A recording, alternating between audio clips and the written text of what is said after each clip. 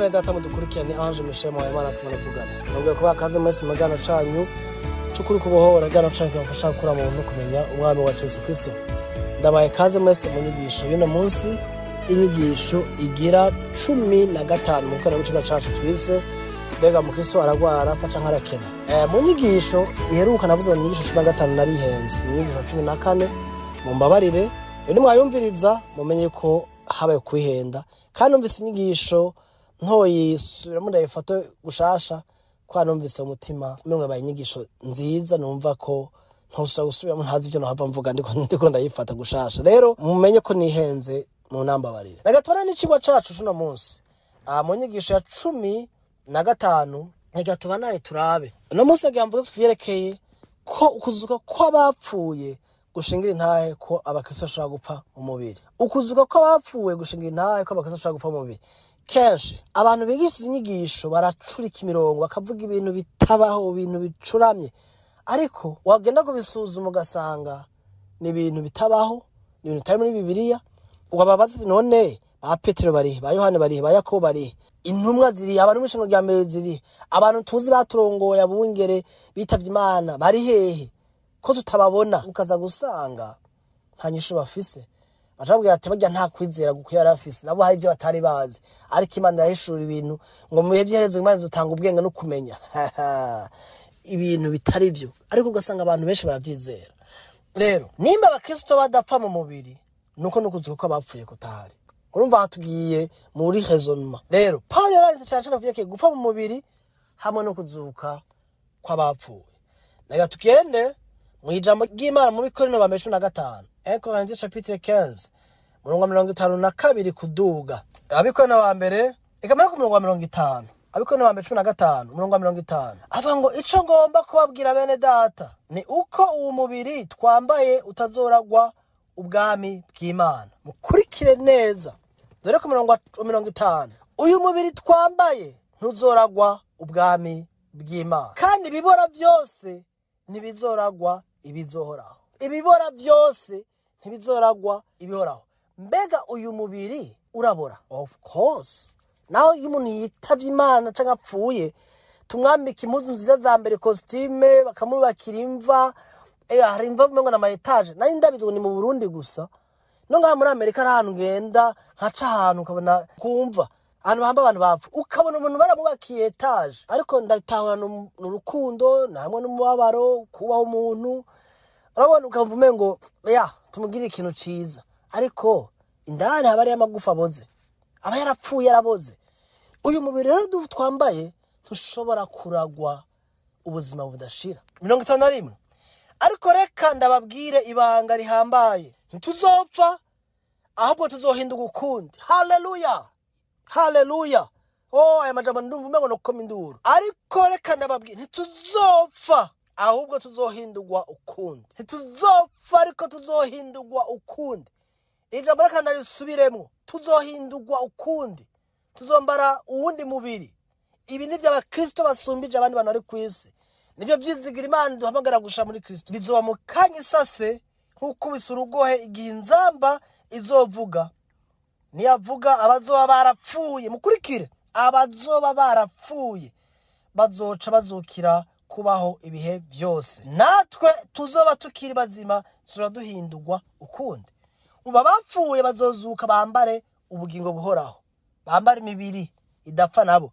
Natwe bazoba bakihari dushobora kuba narapfuye, ariko Paul yavuga umuntu bishobora kuba kihari, tuzokwambirwa umubiri yindi idapfa itaba duhindurwe, twambare kutabora, twambare l'éternité. Ariko hari abapfa, abapfuye bazozugwa nabo. Bizoba mu kanya isase nk'ukubisa urugohe igihe inzamba izovuga. Niyavuga abazoba barapfuye bazoca bazukira kubaho ibihe byose. Natwe tuzoba tukiri bazima tuzoca duhindurwa ukundi. Haleluya, haleluya. Aya majambo arakeneye kuvuga muri bino bihe by'iherezo. Umvirize 53 uyu mubiri wacu ubora uzoca wambara ukutabora. Uyu mubiri wacu ubora uzoca wambara ukutabora. Umvirize, uyu mubiri wacu ubora uzoca wambara ukutabora, kandi uyu mubiri wacu upfa uzoca wambara ukudapfa. La mortalité, l'immortalité. Aba bantu barizera ibintu bitabaho. Uyu mubiri wacu upfuze kwambara ukudapfa, uyu mubiri wacu ubora uzokwambara ukutabora mwema kurupfu ruzoreshe kunesha umvereza maze umubiri ubora maze kwambara ukutabora no gupfa kwawo kukambara ukudapfa no gupfa kwawo kukambara ukudapfa niho ibi byanditswe bizoba bishitse ngo urupfu rwamizwe n'insinzi haleluya urupfu rwamize n'insinzi warupfuwe insinzi yawe iri hehe warupfuwe uruboyi rwawe ruri warupfuwe insinzi yawe iri hehe warupfuwe uruboyi rwawe ruri hehe haleluya kuko icaha ni uruboyi rw'urupfu mumbabarire ndafashwe n'ibigumbagumba kandi ububasha bw'icaha buri mu byagezwe ariko Imana ishimwe kuko iduha insinzi muri Yesu Kristo amen warupfuwe insinzi yawe iri hehe warupfuwe insinzi yawe iri hehe warupfuwe insinzi yawe iri hehe warupfuwe uruboyi rwawe ruri hehe Imana ishimwe kuko umwami wacu Yesu Kristo aduha insinzi none bigenda gute ngo abantu bigisha izo nyigisho bazimiza abana b'Imana kandi mukabyizera biri muri Bibiliya biri mu bikono wa 15 bikono ba 2:5 biri ngaha muri ijambo ry'Imana mumbarire nkuru ya Mose zatare kubera umubabaro ariko kubera umunezero naho hari mu mubabaro umutima wanje kubera ukuri kwahindutse ikinyoma cyo genda ukuri abantu barahisemo kwizera ibintu bitari muri Bibiliya wagurutse kwigisha ukuri ni wowe baca bita umuntu yigisha ibintu bitari byo birababaje ariko kandi biri mu byo Yesu yavugishijwe ibyo Paulo yavugishijwe yaravuze ati umisi yerezo hazoba abantu bironderera ababigisha inyigisho zibarya mu matwi bazuye kwigenza abigisha babo bibinyoma bababwira ibintu bitari muri Bible bitari mu ijambo kuburyo twaramaze kumenyera ikinyoma kuburyo tukihinduka ikintu kiryosha mu matwi yacu una munsi umuntu atakubwira ibitangaza umuntu atakubwira ko kiza umuntu atakubwira ko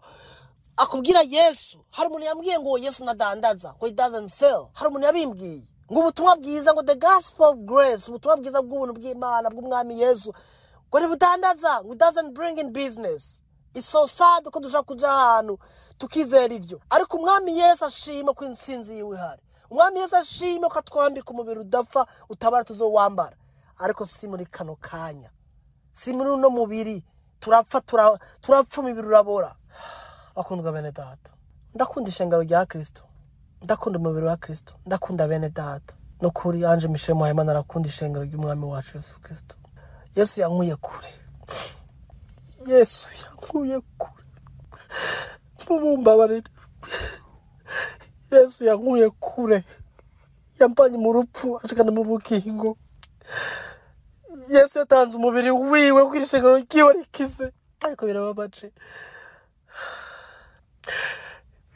ngene ishengero ritsimitswa n'abantu bitwa ngo barakwiye kurizimura kandi ndiko ndavuga ya majambo mvuze nkunda bene data nkunda ishengero ryiwe ndiko mvuga mu denomination kanaka ndiko mvuga umuntu wese yapfyawe n'umwami wacu Yesu Kristo bwa kabiri uri mu Baptiste uri mu Presbyterian uri mu Panekote aho usengera hose bakumva ko wizeye Yesu umutima wanje uragukunda kibabaje nuko n'amadini nayo yaje kudushiramo amacakubiri kumva ko umuntu adasengera usengera atadakijijwe kandi umva avuga Yesu ashimwe mwishengero rya mbere navuga Maranatha umuntu avuze Maranatha cumenya ko ari mwene data niba hari ndakuvuga ngo uri misengero ry'Efeso ngo cyangwa misengero ngo ry'Ikarate ngo cyangwa ry'Ikorino bumva ko ari mwene data gusa ariko ubu kino gihe byarahindutse twaragiye mu bintu byinshi bitari byo twaragiye mu bintu byinshi byizegwa bipfuye twaranyuritse ubutumwa bwiza bw'umwami wacu twagaburiye abana b'Imana injya zibatera constipation zibatera kugwara umwami Yesu dushoboze umwami Yesu ashoboze ishengero ryiwe mwamuhagurutsa abagabo n'abagore bagurutsa abakobwa imisore n'inkumi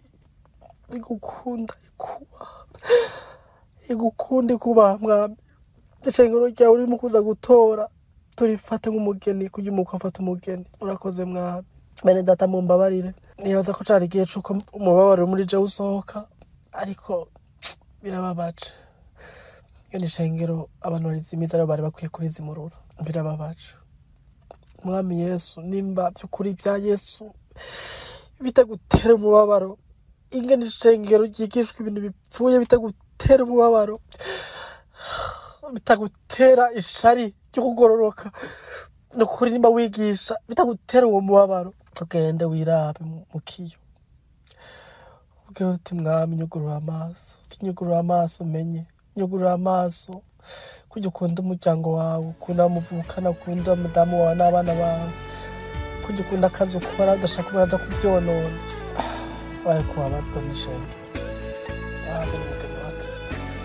Mvuga byinshi, sinemera kuvuga byinshi kubera inyigisho siniraho ndende kenshi, nzi ko ari abantu bikora kuzugurura ari hirya no hino ucaca muri Afurika, ariko umwami Yesu aragiye neza, umwami Yesu abigisha, umwami Yesu yafashisha umuntu wese aza kuyumva.